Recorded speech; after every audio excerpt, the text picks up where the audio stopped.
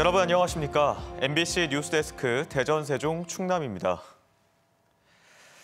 국내에서 2년 8개월 만에 처음으로 천안 봉강천 야생조류 분변에서 고병원성 조류 인플루엔자가 확진됐습니다.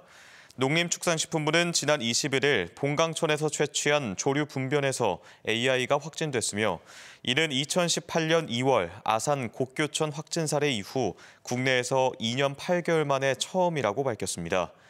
농식품부는 분변을 채취한 반경 500m 이내에 사람과 차량 출입 금지 명령을 발령하고 천안과 아산, 세종 등 3개 시군의 철새 도래지 출입 통제 구간에는 축산 차량의 진입을 금지했습니다.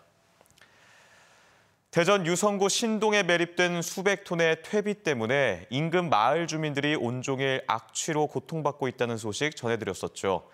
이 퇴비 매립 문제로 인한 민원이 빗발치는 가운데 대전 MBC 보도 이후 정부가 개선을 약속했고 대전시 의회도 비료관리법 개정안 마련을 촉구하고 나섰습니다. 윤흥선 기자입니다. 대전 구룡동의 밭. 굴삭기가 연신 퇴비를 퍼 옮깁니다. 약 2,700제곱미터에 불과한 크기에 부은 퇴비의 양이 700톤이 넘습니다. 인근에서 농원을 운영하는 주민은 퇴비로 지하수가 오염돼 애써 키운 화분 수백 개를 버려야 할 처지입니다. 지하수엔 붉은 부유물이 둥둥 떠다니고 수질 검사 결과 폐암 유발의 원인 물질로 알려진 페놀 수치가 기준치의 17배나 검출됐습니다. 우리 지하수가 갑자기 침출수 악취가 너무 심해서 물을 못 주고 그 기간이 23일 동안에 물을 못 줬어요. 온 동네의 악취가 진동하다 보니 주변 식당은 아예 개점 휴업 상태입니다. 그 손님들이 와가지고 냄새 나서 도저히 여기서 못 하겠다. 그렇게 해서 그냥 가시는 분들도 있고 거의 취소가 되는 그런 상황이에요 지금. 비료 살포로 인한 민원과 갈등은 전국적으로 속출하고 있지만 이를 규제할 법은 제대로 작동하지 못하고 있습니다. 비료관리법이 있지만 정작 최대량 등 살포량에는 제한이 없다 보니 땅에 막대한 양의 퇴비를 쏟아부어도 막을 근거가 없기 때문입니다. 또 비료 생산업체가 위치한 지자체에 신고만 하면 돼 정작 비료가 살포되는 곳에서는 이를 모르는 경우도 비일비재합니다. 지금 현장에 가보면 악취와 이런 환경적인 문제가 가장 심각합니다. 오염의 문제도 심각하고 그래서. 대전 MBC 보도와 관련해 농림축산식품부는 비료관리 의무를 구체화하고 적정 살포 기준을 마련하는 등 세부 지침을 마련하겠다고 밝혔습니다.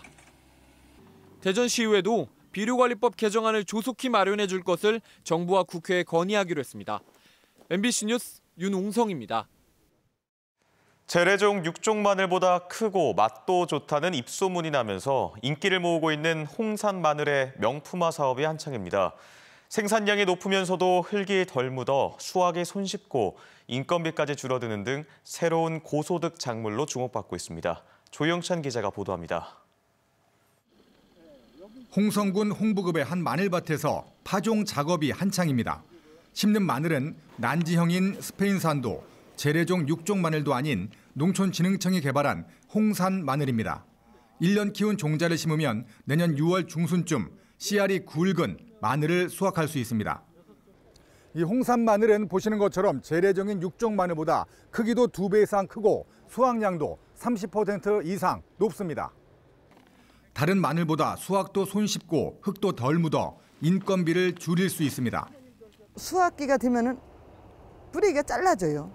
그래서 할머니들도 7, 8개씩 막 뽑아서 예쁘게 놓으니까 흙이 하나도 안 붙어요. 이제 인건비가 저렴해서 좋고 일하기가 좋고 깨끗하고. 지난 2018년 12헥타르 면적에 시험 재배에 성공적으로 수확한 홍산 마늘은 2년 만인 올해 70헥타르 이상 재배 종자를 확보했습니다. 홍성과 경북 의성 등 재배 면적이 크게 늘고 있는데 마늘 끝부분 초록색 엽록소 성분은 항암과 당뇨 완화, 조혈 작용 등을 촉진시킨다는 연구 결과도 나왔습니다. 국내 최초로 한지와 난지 양쪽에서 재배가 가능한 품종인데다 당도가 높고 식감과 풍미가 좋은 작물로 인기를 얻고 있습니다. 당도가 42.8로서 기존 마늘보다가 우수하고 매운맛도 강하고 그 매운맛 뒤에 단맛이 받치기 때문에 드셨을 때 아주 아삭아삭하며 풍미를 느낄 수 있습니다. 홍성군 농민들은 전국 최초로 홍삼 마늘 연구회를 만들어 홍성을 우리나라 마늘의 새로운 메카로 육성시킬 계획입니다. MBC 뉴스 조형찬입니다. 청산리 전투 100주년과 김좌진 장군 순국 90주기를 맞아 충남도와 홍성군이 오늘 홍성 김좌진 장군 사당 백야사에서 백야 김좌진 장군 추모제를 거행했습니다. 코로나19 여파로 광복 회원 등 40여 명만 참석한 가운데 열린 행사에서 참석자들은 헌화, 분향한 뒤 독립군가를 부르며 장군의 숭고한 뜻을 기리고 독립운동의 의미를 되새겼습니다. 세종 도심에 또다시 멧돼지 4마리가 집단으로 출몰했습니다. 어제 오전 8시 30분쯤 한솔동에 멧돼지가 나타났다는 최초 신고 이후 오후 6시 40분쯤 종촌동 가재마을 9단지에 멧돼지 2마리가 출몰했고 인근에서 멧돼지 발견 신고가 이어졌습니다.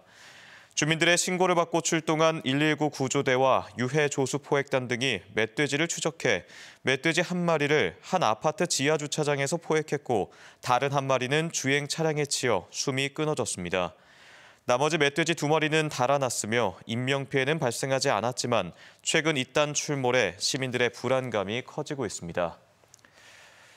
오늘 새벽 3시 9분쯤 청양군 목면 36번 국도 목면 교차로 인근 도로에서 승용차와 SUV 등 차량 4대가 잇따라 추돌했습니다. 이 사고로 40대 남성 A씨가 숨지고 나머지 3명이 다쳐 공주의료원 등 인근 병원으로 옮겨졌습니다.